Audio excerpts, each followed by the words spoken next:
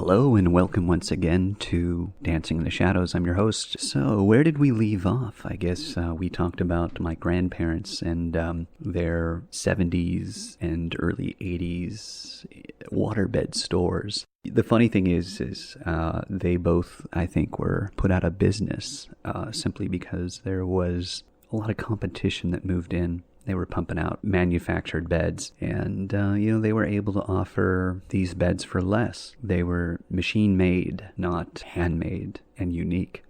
A couple of the stores that I think came into business that hurt my grandparents were LaBries Waterbed store, Levitt's, you'll love it at Levitt's, I still remember their slogan, and The Bedroom.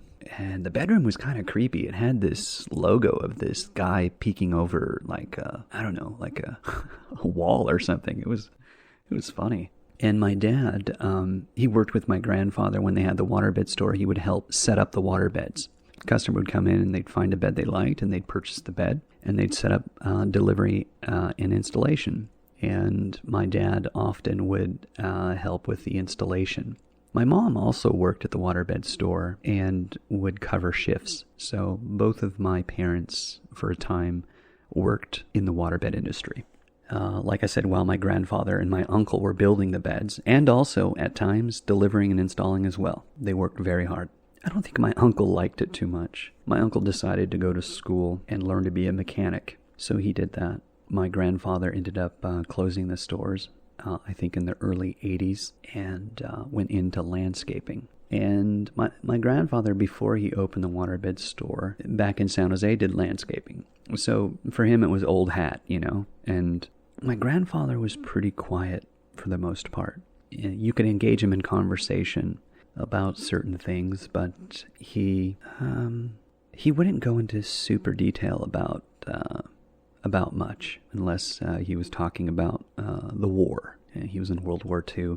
He would tell stories about his time served in the military. He was a Navyman who worked aboard a destroyer called the USS Wrinkle. I believe it was designated a DD 500. These things sat low in the water, and a majority of the ship was below water level.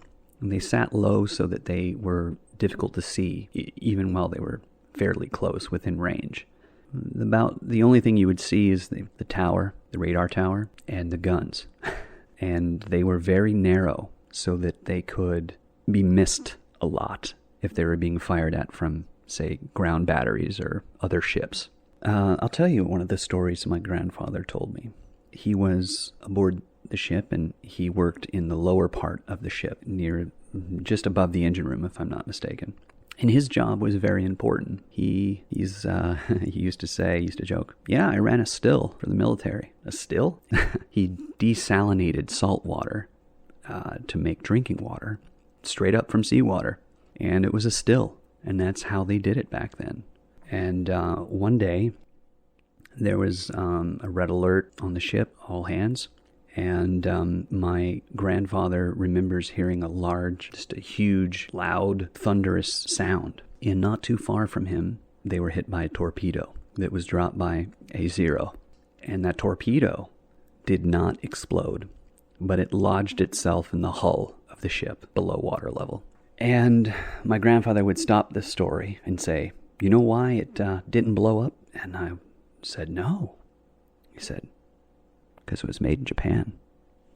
That was a grandpa joke. But it always cracked a smile because he got such a kick out of telling that joke.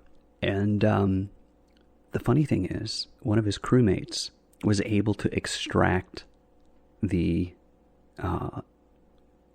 basically pulled it through into the ship and then carefully carried this extremely heavy torpedo up 2 flights or maybe 3 flights of double back stairs to the rear of the ship and jettisoned it off the side, saving the ship. Well, there's one other person that also got a medal for saving the ship. And it was the other crewmate that my grandfather knew that turned around and plugged the hole that was gushing water with his butt. Basically turned around and put his butt in the hole. Then they flooded a couple of compartments and listed the ship to the side so that it would rise up out of the water, and then they had other crew members that welded on a plate of steel on the inside to stop the water from flooding. Then they would drain out the compartments that flooded and level the ship back off and continue bombarding or destroying whatever target they had. This ship was in nearly every single major conflict in World War II. I can tell you a few of them. The Battle of Iwo Jima, the Battle of Wake Island.